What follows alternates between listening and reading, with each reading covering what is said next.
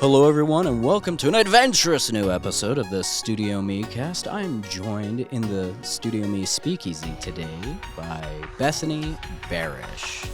She is a filmmaker and we're going to be talking about all kinds of stuff on this wonderful podcast. But if you like the look and sound of this podcast and you're just itching to start your own, well, why don't you come on down to StudioME for a free tour? Or if you're already convinced, go to StudioME.me and book your first session here at the studio. But enough of all that, let's get on with our day. Bethany, thank you so much for joining me today. Hello. How have you been? I'm pretty good, actually. Also, I didn't know that you could just come in for free tours. Otherwise, I would have done that years ago. Yep, because you've been walking on, we're on Penn Avenue, everybody. Mm-hmm. And you said you've passed this place a few times, but this is your first time in the studio. Yes. Well, welcome to StudioME. Thank you. It's a beautiful place. I really enjoy it here a lot. Yeah. You and I met at a filmmakers event, and we got to talking about all kinds of stuff, family history, film, and horror, and I just want to keep talking to you about all of this kind of stuff. For sure. I don't want to spend too much time on, just backstory and history for you here, but why don't you just tell us how you first got interested in filmmaking, just to kick us off? That is a very loaded question.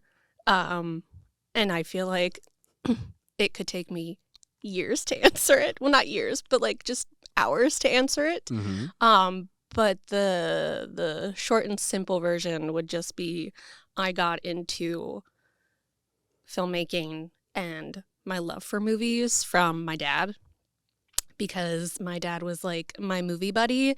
It was drive-ins, movie theaters, watching movies on sci-fi and AMC every night. So I definitely just kind of always loved movies and going to the movies. And then when I was about 12 or 13, I watched the original Universal version of Dracula with Bela Lugosi and Helen Chandler.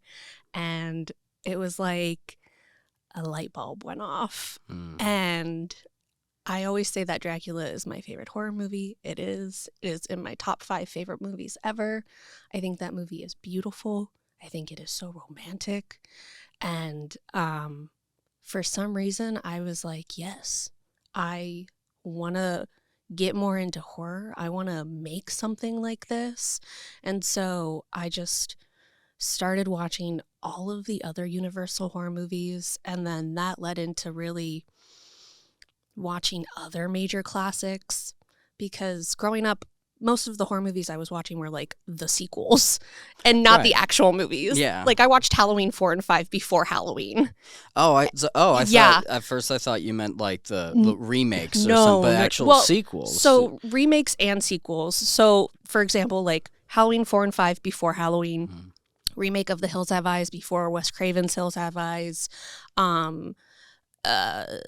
New Nightmare before Nightmare on Elm Street, Jason X and Friday Part 4 before Friday the 13th, a lot of sequels before the originals. So once I got conscious of filmmaking and movies, it was okay, I need to seek out where all of my favorites come from. Wow. Sorry, that was my Fitbit that just went off. Oh, that's okay. Well, that's fascinating to me, because I think the only time I've seen a sequel before the first one was when I watched Troll 2. But let me ask you about that thing, because you saw the sequels first, and you liked them enough to go back and see the originals. Did you prefer the sequels ever? Are there any sequels that stand out to you that you preferred? So a lot of my on my Letterboxd, I have rankings for most of the horror franchises, and most of my top 3 spots are the sequels before the actual first installment hits. And my Halloween ranking is probably my most controversial one, because the original Halloween is at spot number 5. But yeah, because sequels and remakes are before it in my Halloween ranking. Oh, how about that? That is controversial. It's fine. I get so much shit for saying that I prefer Rob Zombie's Halloween over John Carpenter's, and I understand that I'm going to get shit for it once this airs even more. But It's just true. It's Hey, what I prefer. You know what? Controversial opinions are often real opinions, so I appreciate that. I need to see the original Alien again. I've seen it. Oh. I have. Sorry, I should have phrased that differently. I have seen Alien. I need to watch it again because I've been saying for ages I prefer Aliens, Sure. and I've seen it more. But I watched it again recently. It was just on, and I realized this hadn't really registered to me. I'd only seen the director's cut Of of Aliens. Aliens. Yeah, which I love. Sure. I'm not that big of a fan of the theatrical version of Aliens. I was Sure. like, oh, yeah, this is a bunch of close-ups in dark spaces. There's so many dynamic things in other parts. I don't know. Anyway, I don't think I've ever seen the director's cut. it's so good.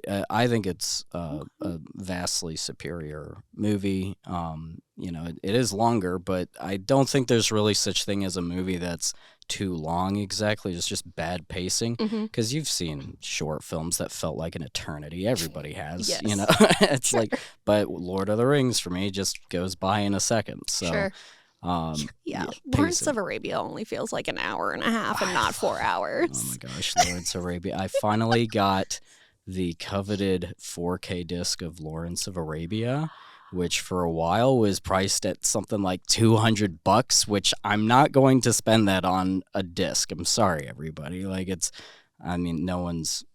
I don't have to apologize to anybody. That's a pretty normal view. But but I finally got the price finally went down because they only made 60th anniversary Sure. ones, and then there was a set that was in a box set that had a bunch of movies in it that I didn't really need to see in 4K. I was Sure. like, no, I just need Lawrence of Arabia, and finally I was able to get a copy of it on eBay for nothing, and Oh my god. I just put on the scene when Lawrence is.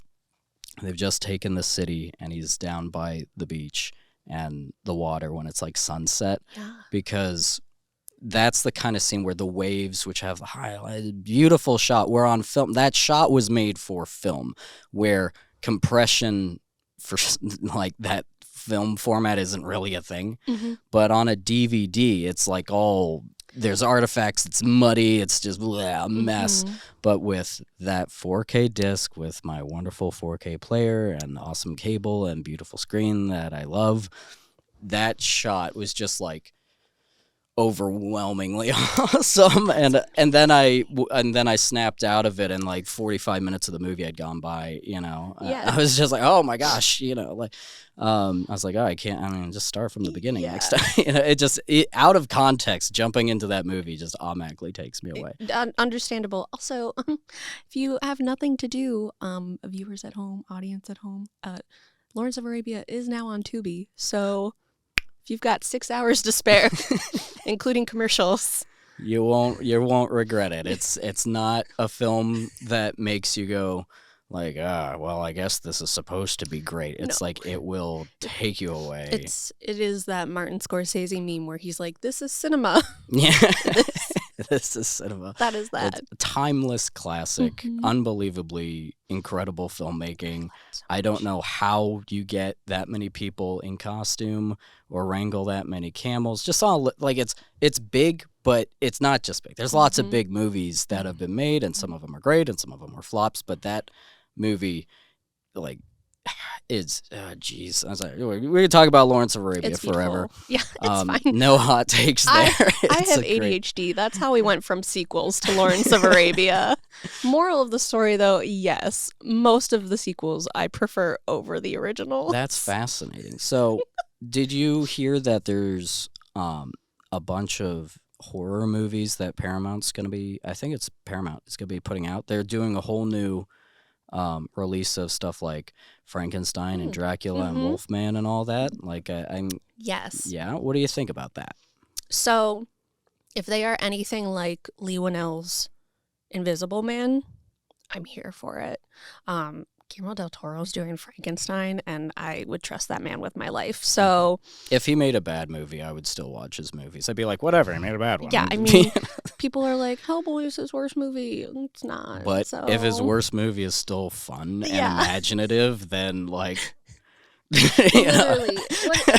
Yes. So I am 100% here for those because I loved The Invisible Man a lot. So, yeah. Awesome. Well, I'm glad. I think Christoph Waltz is attached to one of them. I'm not sure who he's going to be playing, but it's crazy because in any one of those stories, I'm like, yeah, he'd be perfect for any of them. Yeah. You know, it's like I'd love to see, because he's one of those actors who I think people, for a couple of the films he was in after Inglourious Bastards, and that I think some people forgot when they hired him, like, no, you still need to give this guy like good material to work with. But it's he's lovely. I love him. Love everything about him. So, but horror is your preferred genre. It is my preferred genre. I was thinking about this last night, and I probably watch a new horror movie like every other day. That's really good, actually. Can't say they're all good, but because they're mostly on Tubi, and not to knock Tubi, but Tubi has a very large range of horror movies, like a large library of horror movies, and they all range in production value, and they all range in quality. Well, I think it's great that you make it a point. Are they movies that a lot of the time movies you haven't seen before? Yeah. For my like to watch list on Tubi has over 200 movies, and I want to say that 200 of those are probably horror movies, and I like slowly work my way through them. But of course, sometimes I just kind of end up watching something I've already seen. I think it's great that you take time to watch movies so much, because that's something that I need to do more. I last year kept a list on my phone of all the movies that I had never seen before that I watched, and it was more than I thought it was, which I was happy about. But I used to have a job where on the first day my supervisor just said, "There's a lot of downtime. If you want to watch movies at work, go for it." And the library was right down the street. Support your local library, everybody. There's free movies. And every week I would pick up I think it was 5 DVDs. I would get a Japanese film, because they have this amazing foreign film section at the main Oakland branch. Yes, they do. For the Carnegie Library of Pittsburgh. It's more samurai films than you can shake a stick at. They also have a really great French section as well. Yes, yeah. It's divided by, the foreign film section is divided by country. Brilliant. And I'd get a Japanese film, a film by a filmmaker whose filmography I was going through. I'm like, I want to watch all of Scorsese's films, or whoever it was. Sure. And a film that got in Best Picture, and then I think the other two were just fun, just pick whatever hey, this is on my list, I need to check it out. And every week I would watch 5 new movies, and that was a wonderful, and all the special features and stuff. I mean, you can learn a lot on special features and audio commentaries. So I can't believe that we live in a time with audio commentaries. How lucky are we? I love audio commentaries. Yeah. Going back to watching, needing to watch more new movies, the only Oscar-nominated movies for this year that I've seen are Barbie and Oppenheimer. So, did you watch them on the same day? Yes, I did. Nice. Did Oppenheimer first because we all knew that we were going to cry during Barbie. And I had gone on to Etsy and bought a Barbenheimer shirt, and I made sure to wear it, and I had Barbie earrings. But I'm trying to make a point to watch more of the Oscar-nominated movies before the Oscars, so that I can have maybe a better opinion of everything when they start to win or not win. But keeping track of new movies, last year I did it for the first time, but I did a Twitter thread of all of the new movies that I had watched, and I just kind of did a screenshot of my Letterboxd review and my ranking, and I think I had over 250 new movies. Wow. That I had watched. Don't quote me on that. Year? It might have been 200. Yeah. That's great. Maybe it was over 150. I don't know. But it was over 100 new movies that I had seen. And I'm doing it again this year, and I think I just hit 20, unfortunately. I haven't watched as much as I would like to. Well, yeah, the year's still young, so. Very true. But it's mostly all horror. Well, that's great. So let's, I want to ask more about your filmmaking experience. Sure. You're a movie buff up through today, even. Yes. And horror is your preferred genre for Yes. what you watch. Yes. Is also your preferred genre for what you make? Yes. Yeah? It never used to be like that. When I was in college, I definitely was more of the dramatics and just writing these dramatic life stories. And when I got out of college, I was like, I'm going to make a movie about my life. And then I don't know what happened. I don't know where the gear shift came, but I basically got like, I don't want to say reintroduced to horror, but I just got reignited by horror, and then just was like, okay, I've got 5 horror ideas. I'm going to try writing them. Didn't successfully write any of them. And then just started making like silly 1-minute videos with my boyfriend, like 1-minute horror videos. And then wrote and recently directed a short film. Oh, is a that's horror wonderful. movie. What's it called? It is called Strawberry Sweet Killers. Strawberry Sweet Killers. Sweet Killers. So this is a short? It is a short. All right. So Coming up on like 20-ish minutes. oh, that's pretty robust Mhm. runtime there. Yeah, it was 16 pages on paper. So I was hoping it would be like 18 pages or 18 minutes. But 20 minutes is good. What contributed to the extended runtime as far as like 16 pages to 20 minutes? Was that action? Yeah, it's the action for sure. Very cool. Because there's a chase scene. Mm-hmm. So, and a decent there's technically like I don't want to say a monologue, but like there's a guy talking to his best friend on the phone outside, like by the dumpster, and I kind of just like let my actor go crazy with that.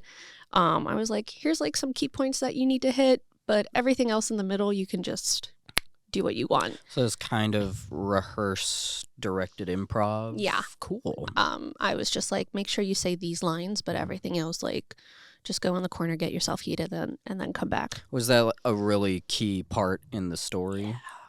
So that's fascinating to me that like you like that for such a vital moment you left partially up to improv. Yeah. There. Do you normally do that kind of thing, or was that new for you? So Strawberry Sweet Killers is also kind of my introduction back into directing narrative, because up until Strawberry Sweet Killers, I hadn't really directed anything with a big team and a big cast since college. Mm-hmm. So when I think about how I was directing when I was in school versus how I'm directing now, definitely a lot more confident, definitely know what I want now in certain regards, definitely know how to talk to actors a lot more now, and my crew better. But in college, I would say that I maybe let them improvise a little bit. Maybe I was a little bit more strict with like sticking to the script though.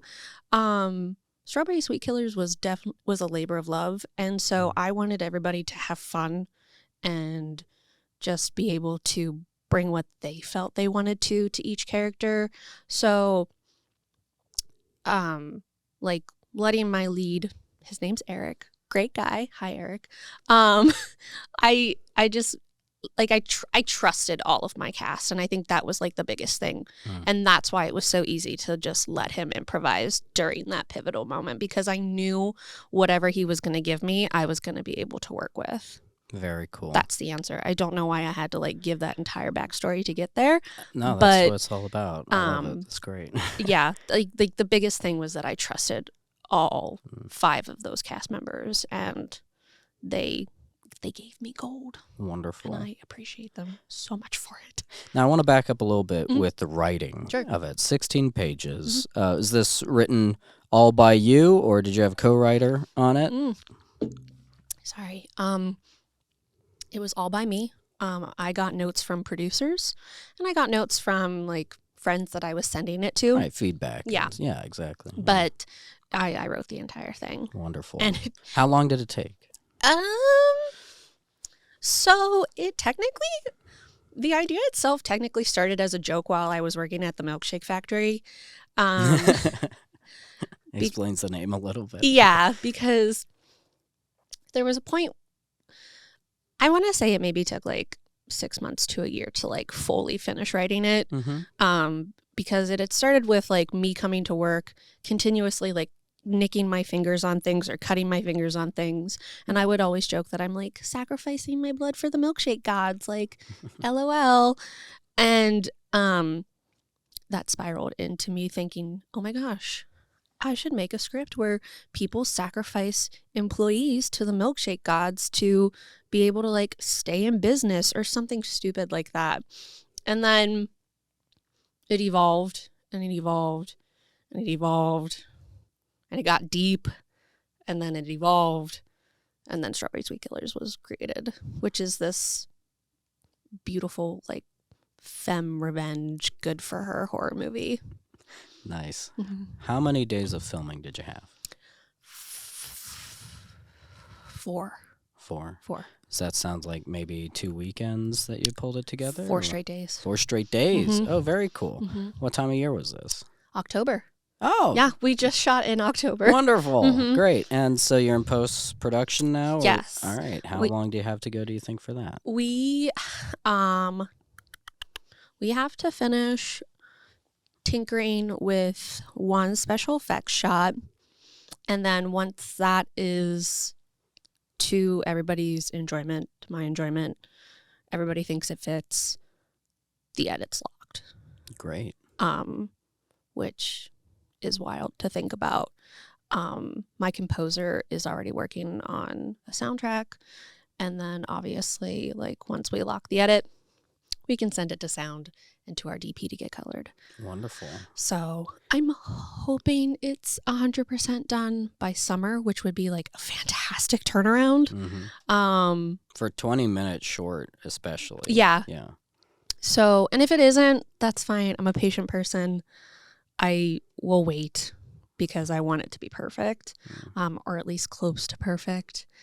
And yeah, we're so close. That's great. So yeah, it's cool to be on the tail end of it. And it sounds like you're not in post-production hell where it's like, how am I gonna fix this? Like No. it's just about doing the work at this point, which is great. So what are your intentions with the film? Like I mean like where will you want people to see this? Is this a film festival run? Sure. Is it what's your idea? Yeah, I mean, ideally I'd like to do a festival run, just to like get it out there. But we did an Indiegogo campaign, so like the backers will be able to see it first and all of that hot jazz. And then I would like to do like a little mini premiere somewhere just to be like, hey, family and friends, like I actually am doing something with my life, I promise. And from there, I probably would just post it on like YouTube and Vimeo just for everybody to see. Because like I said, I'm really proud of it. I'm really proud of myself for doing it. Because for a while I was just like, yeah, I have the script. I think it's fine. If I make it, I make it. And then I feel like I blinked and I was on set. And I just kept thinking to myself, like, it's so wild that I'm here doing this, because for the longest time after I graduated, I didn't think I was going to be directing again. And I didn't think that I was going to be working in film again. And so the fact that I have a job in the film industry, or at least just like the entertainment industry, and I'm able to do my passion projects as well and eventually hopefully get paid for them was just like, it's great. Like 22-year-old Bethany would be so proud of her, proud of myself. That's so great to hear. I love that positivity with it too, because Yeah. I was listening to a new 60 Minutes interview with Cillian Murphy or something, and he talked about how one of the directors he worked with, he's like, it was one of the Sidney Pollock or Sidney something, I don't know. And I'm like, and he's not name dropping bragging, he's just like, which is kind of funny, but he said one of them told him it takes 30 years to make an actor, and he goes into that. I'm like, yeah, that's an interesting thought with just talking with more and more people about how long this road can be, not just with acting, but like with film or writing. You know, it's like the number of people who have really started the career that they're known for in like their late 30s or 40s is kind of astounding to me. I think there's an impression that a lot of people get that you need to already be good when you're young. Yeah. You know? And it's like, if the way that I've always thought about it is talent is just a head start, but it's not actually going to get you where you want to be. Probably it's like that's what, like, skills are what sustain you. It's like talent is a head start, but it gets old real quick, you know, and people can catch up to it. But I love that you've had this like personal comeback story for directing. You know, that kind of like is how it feels, because I still struggle with it sometimes, but I always used to compare myself to other filmmakers, especially other women filmmakers in Pittsburgh, or like that I went to school with. And it's just like, we're so close in age. Why didn't I work hard enough when I was in college and post-college to get to where they're at like the same age as we are? Like, sometimes I still feel like I'm really behind, and I am technically. You know, like I said, Strawberry Sweet Killers is kind of the comeback, but it's just like I sometimes just get really hard on myself for not pushing myself more in college and after college to be further along than where I'm at my age, because I'm 30. So it's like other 30-year-olds that I know who are in this industry are directing, getting paid for directing, making features, working in LA, working in New York City, Georgia, wherever. And it's just like, to do, like, here's my short film. And but like, here's my short film, like, I did it, I'm back, I have another short that I want to make. It's a body horror, and I started, and now I don't want to stop. That's great. Yeah. And honestly, you strike me as someone who might be a Miyazaki fan. So I've only seen one Miyazaki movie. Spirited Away. It is not Spirited Away. Howl's Moving Castle. It is not Howl's Moving Castle. Porco Rosso.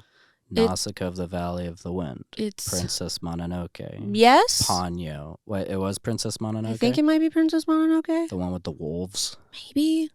I don't remember. And the feral person with the spear. My boyfriend would know this question better than I would. Well, anyway, you've seen one of them. All right. Well, I know of Miyazaki's work. Right. He only started writing the manga that is Nausicaa of the Valley of the Wind that later he based his first feature on. I think he only started writing that when he was in his 40s. And then after that, he made all these movies that people know him about, you know, and every time he comes out with a new movie, he's, oh man, I'm retiring. This is the last 3 or 4 movies. He said, this is my last one, everybody. You better go see it. Last chance you got to see a Miyazaki movie in the theaters. I'm retiring for real. And he just keeps making them. What a mood.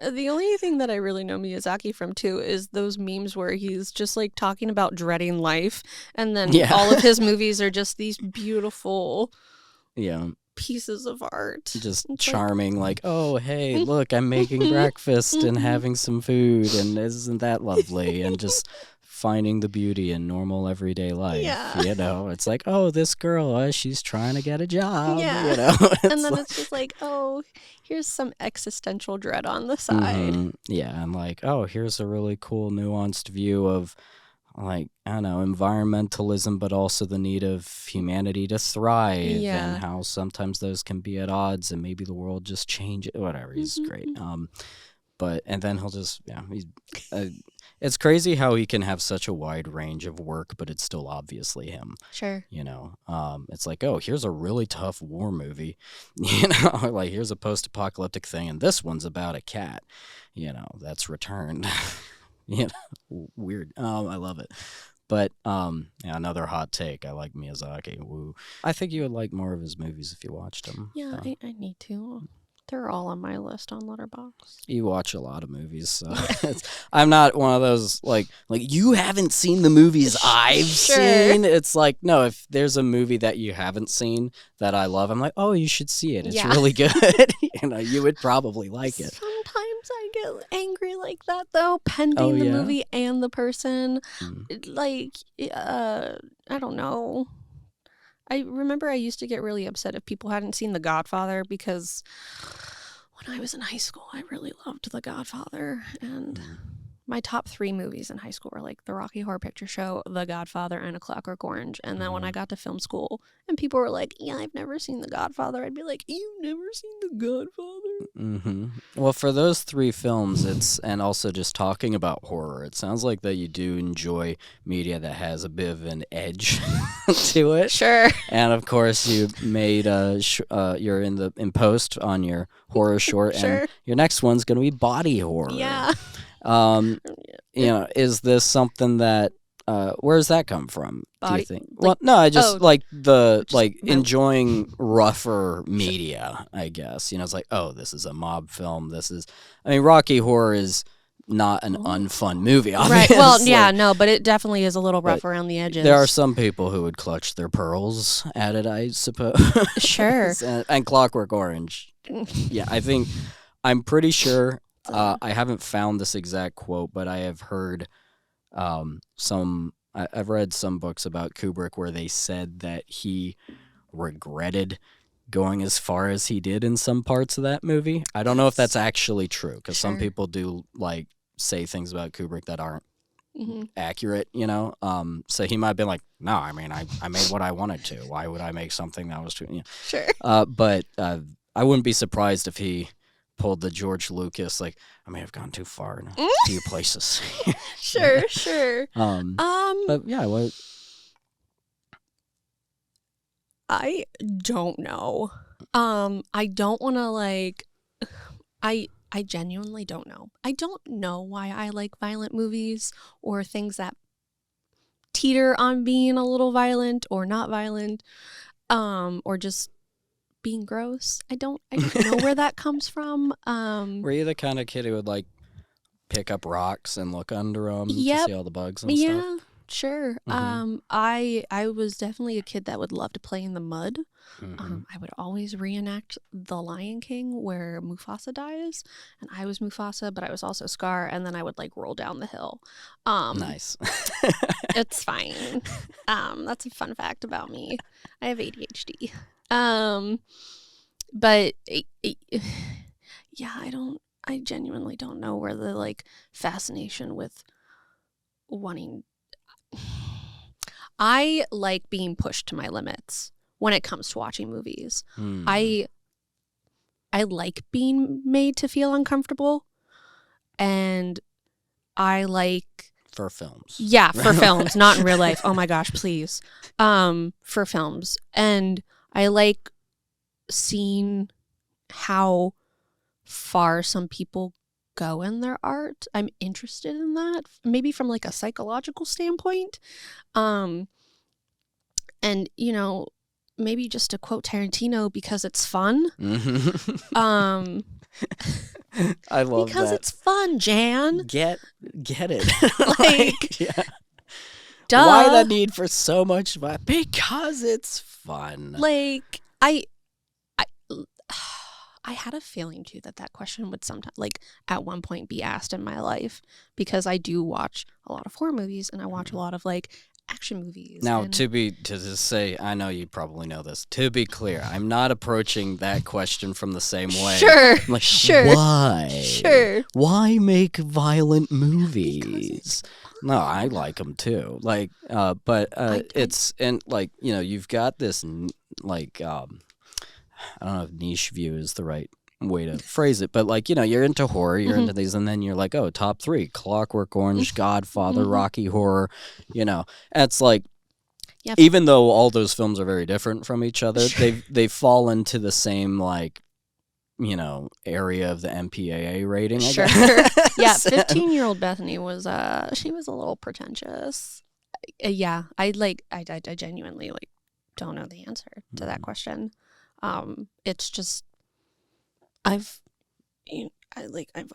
always watched horror movies. I've always watched violent action movies or violent drama movies. Like, again, sci-fi, AMC, like TNT. Those were the 3 channels that I would usually be watching movies on as a child, propped up like on the floor with my feet up, like looking into the entertainment stand, like just watching horror movies.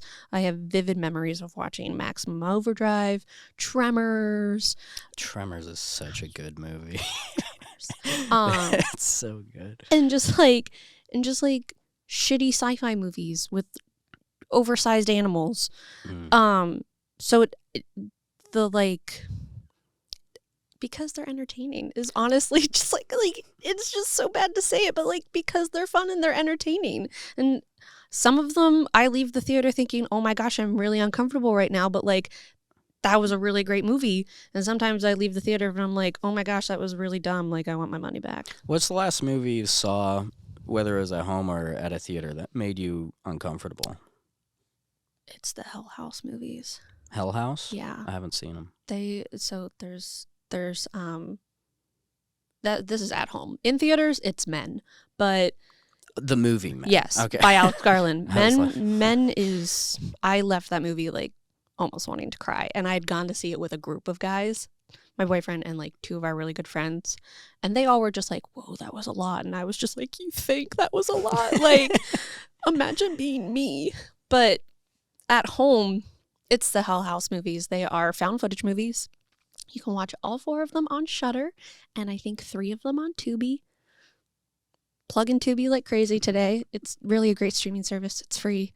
There's just some commercials. Anyway, but definitely the Hell House movies. I don't know what it is about them, but like sometimes found footage is hit or miss in general.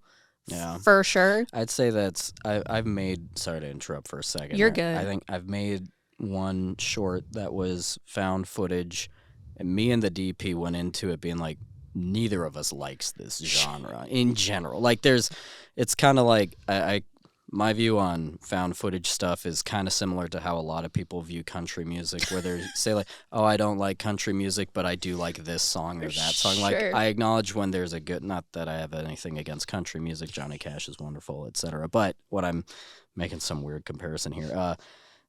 I like District 9, even though the found footage side of it kind of falls apart as like, is this found footage at this point? Love District 9. But it's just such a kick-ass movie. And but yeah, I think found footage, you're right, very hit or miss with it, because it's like, how much are you going to commit to this? You're kind of like, how do you set up a shot that is appealing and realistic? Are you going to do that? And it's like, are you kind of trapping yourself into a movie that isn't cinematic, because that's kind of where the strength of the realism, but if it's not real, then how far are you going to, I like it when a movie has like a small moment in it that's like that. Probably the biggest example would be Dark Knight, where there's the scene where the Joker sends in the tape to the news.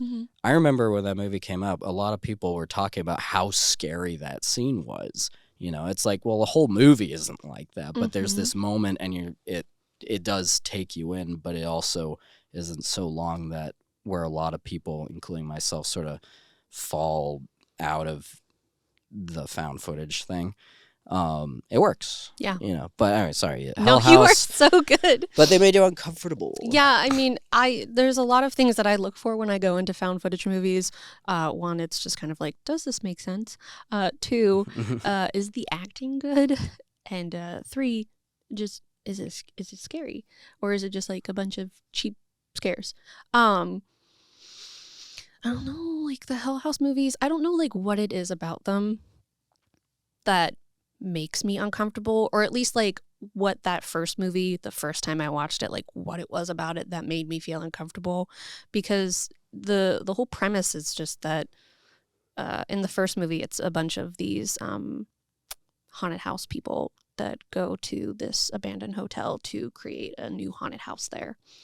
And they get haunted, obviously, and the hotel's haunted and shit hits the fan. So hang on, let me just clarify. It's like when people do make a haunted house, like dress up like witches and stuff, that you can pay to go. Yes. But then as they're making it, it becomes real. No. Kind of like it gets haunted. The hotel was already haunted. Oh, okay. And they didn't know that. All right. And then, like, just shit's hitting the fan as they're, like, trying to put the haunted house together. And then it really hits the fan on, like, opening night. And the whole first movie is just a backstory of the development of Hell House and what happens on opening night. And there's clowns. There's a lot of just, like, dead air and, like, things going bump in the night. And the acting's really good. At least I think it is. And I remember watching that in 2020 and just thinking, oh my gosh, this movie scared the shit out of me. And then I was like, there are sequels? And so I watched all of the sequels. Sequels are good too. And then recently, last year, the fourth one came out. That's kind of like it's like a continuation, but it takes place in a different house, but it still has like a connection to the first three movies. And that was terrifying too. I was like, oh my gosh, this is a great sequel. I didn't know what to think because I thought the third installment was definitely the weakest. And so like, I was like, cool, what's going to happen in this one? Fourth movie, fantastic. And I felt uncomfortable again. And I was like, yes, this is great. I think sometimes when, especially with horror films are maybe the best example for how the audience has a role to play. Because a lot of people don't like to admit that they're scared of something. And so they'll try to not get scared and try to not get into a movie. And part of the whole point of the film, of any film, is to buy into it. You know, it's like you have a role too. If you go into a comedy with a bad mood, you're probably not going to laugh. If you're like watching a horror film with the lights on and texting half the time, you're not going to get into it. I watched, it might have been the first one, it was one of the Paranormal Activity movies. Sure. And someone was like, it was someone's house. Oh, let's watch this. It's really good. And you know, it was like in the middle of the day, big windows, lights streaming in, people are walking back and forth, getting snacks or whatever. And I don't remember which one it was years ago, but I was just kind of like, what's the big deal with this movie? Like nothing's happening for like a long time. Yeah. It's like, but eventually I kind of realized, look, if you were watching this alone and like zoned into it, those moments aren't going to be necessarily boring, you know. And it's like when you go to a movie, a horror movie, and then everyone's like, oh, that was nuts, and there's some loudmouth person in the lobby going, I didn't think it was that scary.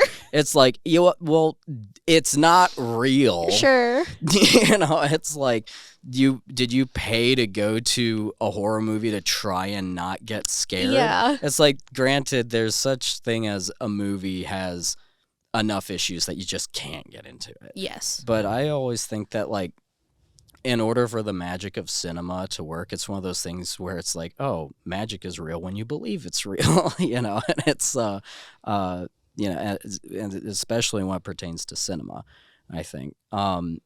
When you're watching a horror film at home, do you have a ritual for getting into it, or do you just like, oh, I'll try this one, or do you like set the lights, sure, you know, silence the phone? How do you get into your movies? I unfortunately don't have like cool LED light systems set up around my TVs, so there's never any like cool lights that like match the movie's, you know, sort of color scheme.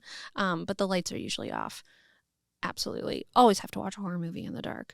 I try to have my phone not near me because I always want to make sure I'm focused on the movie. Unless, of course, the movie's on Tubi where there's commercials. That I have a hard time imagining. Like, just watching a horror film with ads on it. It's like, because it... Sometimes it's okay, though. Like, sometimes you might need a breather. I can't give you any great examples right now of a movie that I recently watched on Tubi where I needed a breather. Maybe the Hell House movies, like years ago, but I don't depend. Sometimes I know, like in the first like 10 minutes of watching something, if it's going to be one of those movies where I pick up my phone, and if I start to pick up my phone, I know that I'm probably not going to enjoy the rest of the movie. But I try not to look at my phone. Lights are usually off. Depending on where I'm watching it, if I'm watching it in my bed, I'm under the covers and I'm like half sitting, half like laying down with my tea. And then if I'm in the living room, I'm under my weighted blanket, half sitting, half like laying down, usually either with my tea or a beer.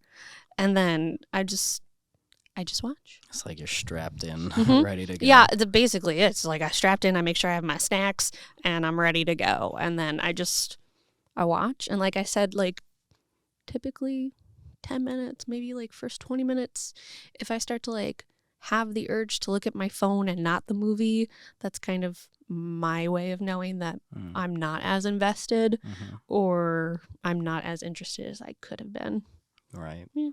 Yeah, I think watching movies is actually sometimes a skill, which it's kind of funny to say, but like... Especially in this day and age, because we're so glued to our phones.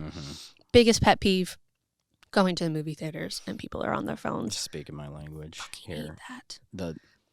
You're paying like $20 to go to the movies these days. Why are you on your phone? Yeah. Like, and it's not a generational thing either. In my observation, it's like it's not even any movie theater I go to. 40-year-old moms like start scrolling through Instagram and it's like, ma'am, they just dropped the atomic bomb test. Like, why are you like? This is a cinematic moment, and you're on Facebook. I've seen like all ages doing that, but it's rough because it's like I do like going to see movies with large groups of people. Same. I love when I've said this a billion times on this show. One of my favorite viewing experiences was when I went to see Django, and it was packed. Yeah. And there were a bunch of movies that came out that Christmas, but no one knew how this one was going to end because it's like, oh, you know how if you're familiar with the musical Les Mis, you know how it's going to go. If you've read The Hobbit, you know that. If you've seen any James Bond movie, you have some gist of what's going to happen there. But then Django's come out. Yeah. And no one knows what's going to happen in that movie the entire time. And it was like watching a wrestling match or a spectator sport. It was perfect. It was the best audience I'd ever been with because no one was like chatting or talking, but exclaiming, and no one was on their phone. Everyone was in it. Everyone was freaking out. It was awesome. You know, it's like, if you're gonna go on your phone, leave. Sure. Like no one's gonna steal your seat. Like just leave, check your phone. Especially because there are assigned seatings now. Yeah, and it's also and talking during a movie. I don't even get why people whisper. It's like, no, this room was built for acoustics. Yeah. We can hear everything. Yes, and it's always annoying. Yes. I don't understand how selfish. I feel that on an emotional level. Yeah. So geez, that's my rant. No, it's it's totally okay. I would say like the worst like time it's really happened to me. Went to go see Scream 6 at the Manor. No, Scream 5 at the Manor. One of the newer Screams at the Manor. And my friend and I were like in the aisle seats because I love the aisle seats. And then there was just like a couple diagonal of us that were just on their phone, like scrolling through TikTok with the sound slightly on. And they were just talking the entire time. And it was just like, why are you here? Ghostface is back. Like, watch the movie instead. Yeah, go to the docks and sit on the pier and hang out. Like, it's... Please. Like, I beg of you. If you just want to hang out, go hang out. Go to a bar. Yeah. Go to, like, just, loiter somewhere. I don't know. Like, it's, I don't get that. And it's, I don't get that at all. It's like, if you don't like the movie, leave. Sure. If you're distracted, leave. Sure. But don't like check like, well, what time is it? Mm-hmm. It's like sometime between when the movie started and the runtime that the movie is, that you know because you checked before you got there. Like, anyway, my dream someday, if I ever make it big and I'm the king of the forest, here's one of the things I'm going to do to make the world a better place at some probably financial loss to myself, but just because it'll be good. So I'm going to open a movie theater. Okay. It's going to be the best movie theater ever. I'm ready. It's going to have, first off, everything's going to be good in it, like the projections, the sound system, the acoustics, the seating. The aisle isn't going to be in the middle, cutting out the best seats or anything. Good. It's going to be nice. The thing that's going to be special about this movie theater is it's going to basically be a club. Not like, it's going to be kind of like a library. Mm-hmm. There's going to be a membership. Mm-hmm. Anyone can be a member, and membership is free. All right, but you get a membership card, and also the refreshments are top notch. Love it. Low priced. Like I'm talking like if I'm a millionaire, billionaire, whatever someday, this is like, I'm willing to lose money off of this idea. Just every year, just be like, no, I want this to be a good thing. It's the way that I give back, and there will also be security, and which every movie theater has, but people don't think about it, but they do. And there's gonna be the no phones, no talking policy, and if you get caught doing that, your membership's revoked for life. I support this. It's like, because here's the thing, you can go to another movie theater. Sure. If you want to act like an animal, then you can live in the barn with the other animals. Go for it. But if you're like, it's like, no, if you come here, it's going to be a nice thing. It's going to be a good experience. I'm going to have a well-trained staff, and it's going to be a whole thing where part of their training is going to be like, try to, remember people who are regulars, so that when they show up, you can be like, oh, Mr. Jefferson, welcome back, all that. And like, try to like have that be part of the experience of going there for people. And, like everyone's, it's going to be a magical, awesome place, but it's going to be a nice place. And if you're going to be there, you got to be nice too. And it's like, membership is free. Anyone can be a member. You'll pay for movie tickets, and they'll cost less than anywhere else, probably. I don't know. We'll see. But, I'll jump off that bridge when I come to it. But point is, it's going to be the best. And it's going to put a priority for making sure that this is a place where you're going to have a good experience. And it's like, and I think if I do that, it's going to be packed constantly. Oh, I'd be there, hands down, for sure. Yeah. So, but someday, that's one of my dreams, is I'm gonna open that movie theater, and it's gonna be so nice. You could have, and there'll be plenty of parking as well. That'll be another good thing. You could do what some theaters make people do for premieres, or like the early premieres where they like have to put their phones in bins. That might work. I had to do that for John Wick 3. Oh, yeah? Yeah. That's good. Years ago. Yeah, I think that. And also, here's another design element, which is the exits from the movie theater are not going to be the same as the entry. Ooh. All right? Because, and this is something that people might do unintentionally. It's when you're going to see a movie and someone's coming out from that movie, they're going to be talking about it because they want to talk about the movie. So... But that way, when you come out of when you're going into a movie, you're not passing anyone who just saw it, and that avoids spoilers as well. It's going to be this whole like streamlined, beautiful thing. It'll probably even have like a special lounge like that you can go after the movie. So if you just want to hang out, have a drink, and talk about the movie for 3 hours, go for it. And it's going to be its whole like, you could go to this movie theater and spend 6 hours there. I love this. Everybody, make sure you hire Peter so he can make it big and make this a dream. Shucks. Thanks. Or just Thomas Toll, if you end up seeing this at all, take notes. Yeah, if someone wants to steal this 'Cause idea, go for it. Like, please. do it. I'm not patenting any. Like, just I don't understand. Like, if you're a millionaire, why don't you live in a castle? I would so live in a castle. Yeah. Have you ever been to a real castle? No. Go to Scotland. I would love to. That's awesome. There's castles everywhere. Yeah, I would love to There's go to tons Scotland. of stone lying around. We just built a lot of castles. Amazing. The best, probably the most fun castle to go to if you go to Scotland, when you go to Scotland. Yes. You're probably going to go to Edinburgh, Scotland. Sure. And there's an amazing castle there. It's brilliant. It's massive and cool. There's all kinds of stuff, and there's cannons, and it's rad. I love that. Now, let's. I want to talk about a few more things Sure. as we're kind of nearing the end of this lovely conversation here. But you have another short coming up, body horror that you're looking at doing. Yeah. Have you started to think about a feature in your future? Yes. So, originally when I was like, I'm going to make horror movies, I had a TV show idea and I had a feature film idea. Feature film was called Bible Camp Butcher, and it is basically, as it sounds, it took place at a Bible camp because for the longest time I used to work and go to a Bible camp when I was in school, high school, elementary school, all of that hot jazz. Was it like a vacation Bible school? Yeah, it was thing, a sleepaway camp, like Oh, cool. vacation Bible school in Franklin, Pennsylvania. And I would go there every summer for 1 week, and then eventually I worked there for 2 summers, and it was at the time the greatest experience of my life.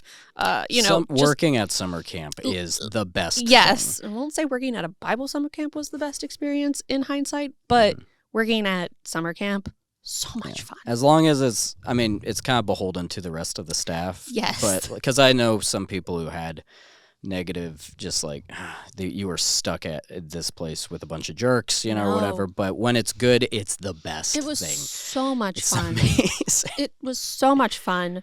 The people were always amazing. Campers were crazy at times, but so entertaining. And just, we were all so close in age, and it just was like so much fun. And so Bible Camp Butcher was a feature film idea where it, like I said, it would be taking place, I think it took place during the last week of a Bible, like a Bible camp.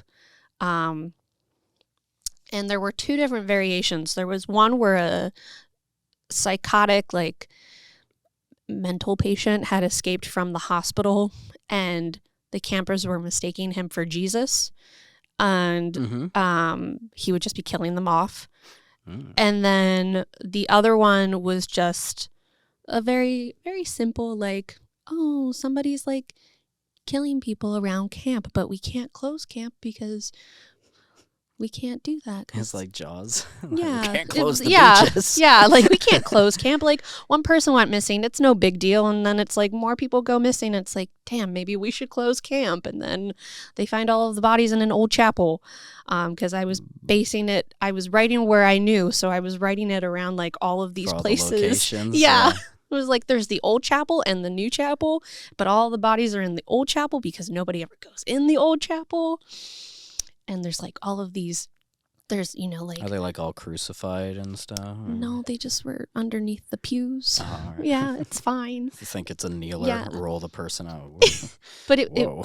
it also was going to be like a cute little homage to 80s horror movies. So of course there'd be like sex and like drugs taking place at Bible camp. But that's why they would be getting killed, because they'd be like sinning against God. And then you'd find out that it was just one of the employees there who was like super religious, killing all of these guys off. That sounds fun. That was my future idea. And I started to write a treatment for it, started to write a script for it, got 40 pages into the script and like a page into the treatment, and then stopped. Well, you could always pick it up again, maybe. I definitely could. Yeah. I don't know where I would go with it, because I still I can't. My brain has to have like 10 different characters, and I can't take those I 10 see. and like slice them in half and only like focus on maybe 5 core people there. I'd have to focus on like everybody at the camp.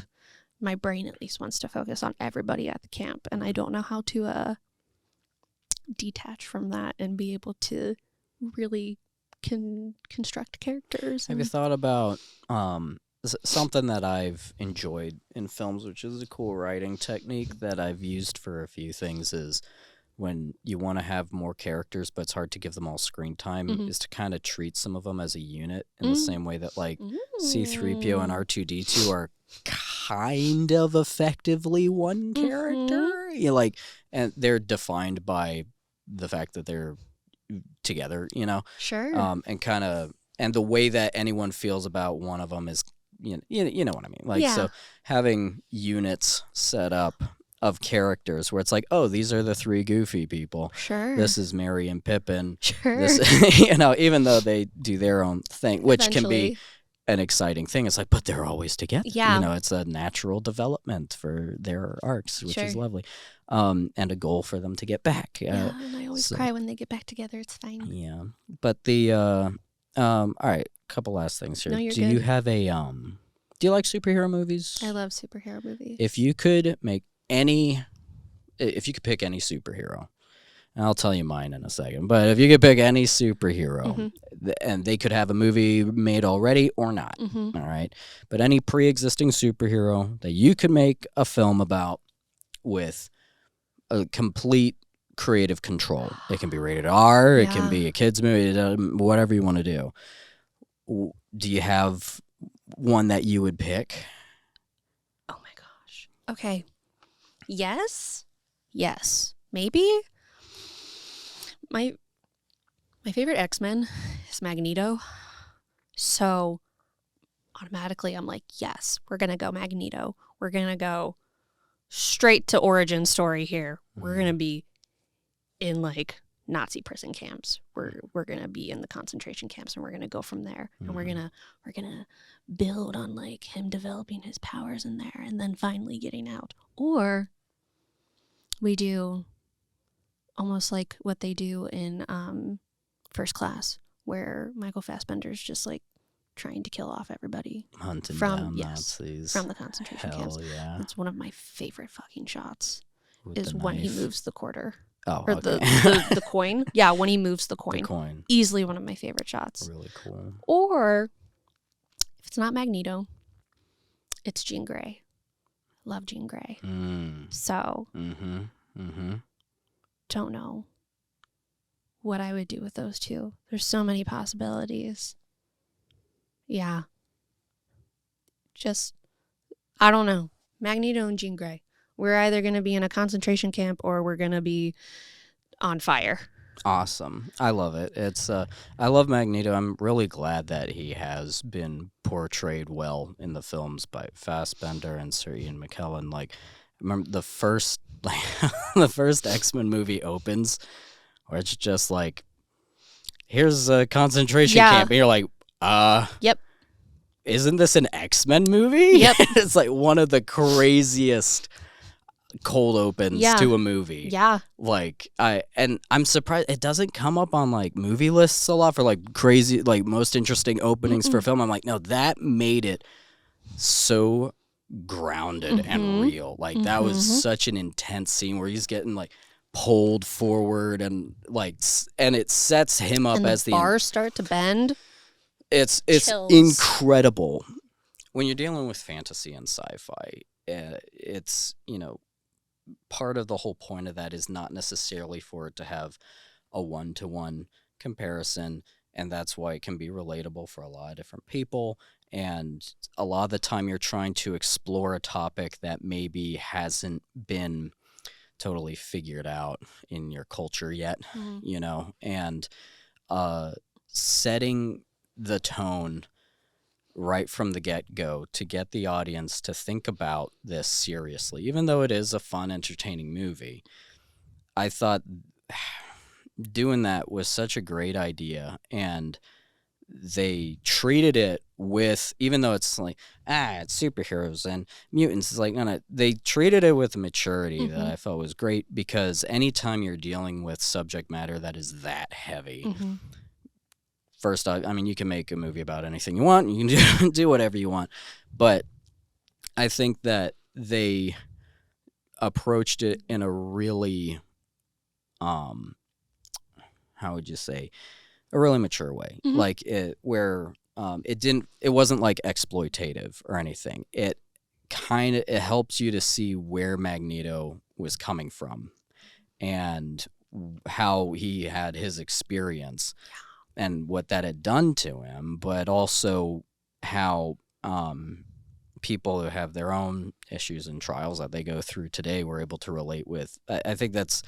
one of the best things about those is everything pretty much from what I remember that Magneto does in like those first X-Men movies, like makes sense. Yeah. You know, like he's the villain. Yeah.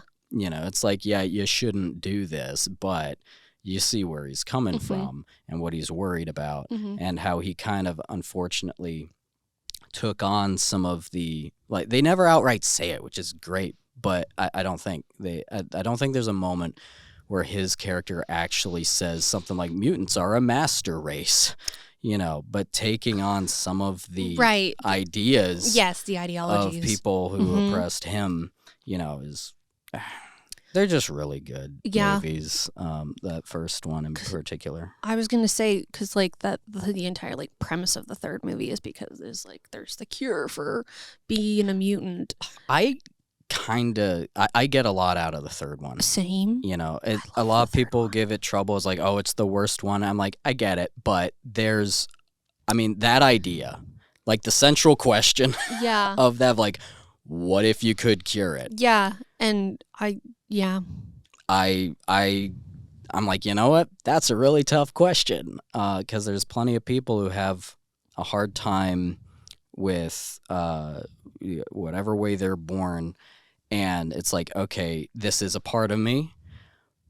If I could get rid of it, would I? And then they didn't just necessarily go one way with it, because you have Rogue.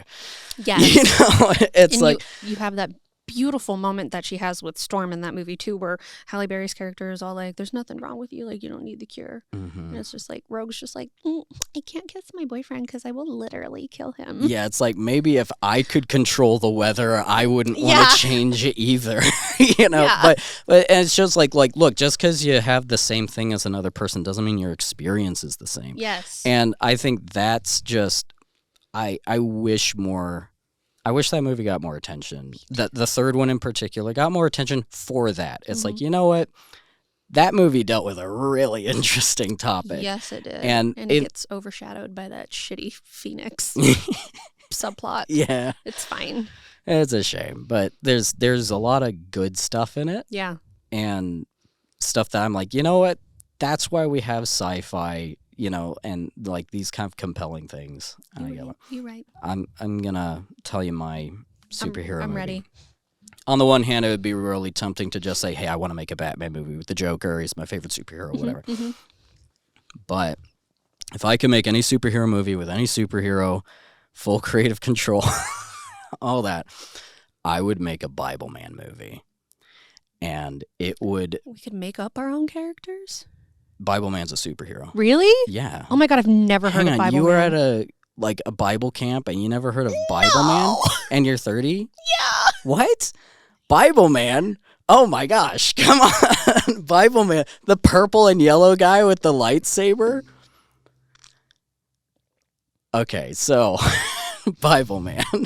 I didn't make this up. No. I said pre-existing superhero. That's true, you did. Yeah, Bibleman. I did not. I wish I made up Bibleman. Bibleman it was sort of like in those direct-to-home video things that like Veggie Tales and stuff like that. Okay. Like you get them at the Christian bookstore, watch them for Sunday school, I went to Bible camp, but at home I was not really like, it was Sunday school every day, every Sunday, but like... Yeah, well that's like... I wasn't watching Veggie Tales. Or Veggie Tales. Original Veggie Tales is phenomenal. I did not realize how many Monty Python references were in that until I was older. But yeah, Bibleman, basically, he's just a regular guy. I forget, like, there's a couple people who have owned the IP, and from what I understand, it's mostly like the guy who came up with it is also the guy who like stars in it as Bibleman. I think in both there's been at least 2 guys who played Bibleman, and in like the second one that was sort of like the reboot with a higher budget, and he has like sidekicks and stuff, and which is basically just like Robin and Batgirl. I was gonna say, are his like sidekicks the books of the New Testament, like Matthew, Mark, Luke, and John? Forget their names actually, but that would be, I mean, that would be cool. If that they actually did that. would be really That would funny. be pretty funny. Write that down. Write that down. But I would take it a totally different direction. On the one hand, I would have it be like this. It would be a ridiculous purple and yellow suit. He's got like a cape and a mask. He has a lightsaber, which they don't call a lightsaber. But his whole story is like, I think it's based on Martin Luther, where like there's this regular guy who almost dies in a storm, and like lightning strikes right next to him or something, and there's this whole, like, guys, there's these episodes on YouTube, just check it out. But he's like fighting monsters a lot of the time, but like there's this Bible that like comes out of the mud, and he gives his life to God and all this, and a lot of the time it's really just like, it's for kids, it's kids entertainment, right? And it's like,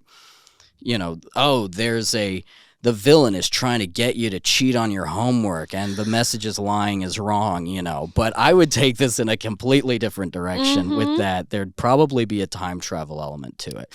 It would be deeply theological, and it would be about this man's journey of becoming a Christian and becoming Bibleman, and then his journey through time and trying to reconcile his faith with the history of Christianity and how diversely wild that can be, whether it's people like doing things in the name of Christianity that don't seem very cash money, to put it mildly, or like it's this guy trying to, it's like this sci-fi crazy thing that would be weirdly relatable for a lot of Christians, sure.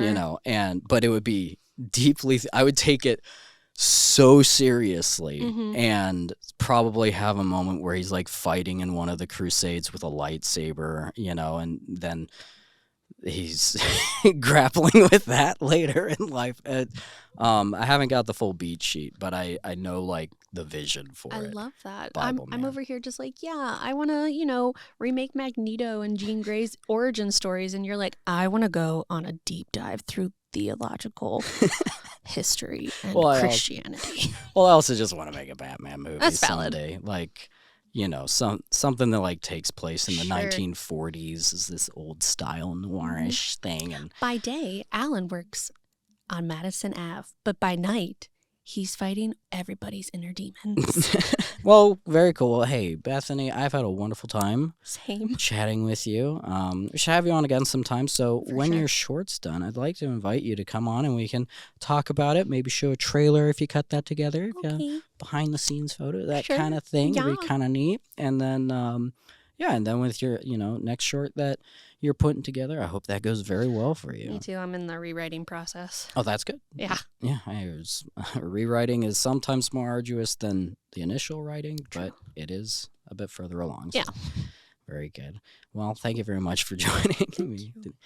All right, everyone, that's been another adventurous episode of the StudioMEcast. Don't forget to come down for a free tour, and if you like the sight and sound of this podcast, hell, you can book online at studiome.me for your first or next session. So, we hope to see you soon. Oh, and if you're the kind of person who subscribes, you know where the button is. Thanks. Oh, and Bethany is going to probably have some social media or links or something like that. That'll be in the description. So that you can follow her and see what's going on there. All right, and don't forget to do that. Bye-bye, everybody. Hey, I hope you enjoyed that episode. If you want to start your own podcast, why wait? Reach out to us at StudioME.me, and I hope you hear me again soon.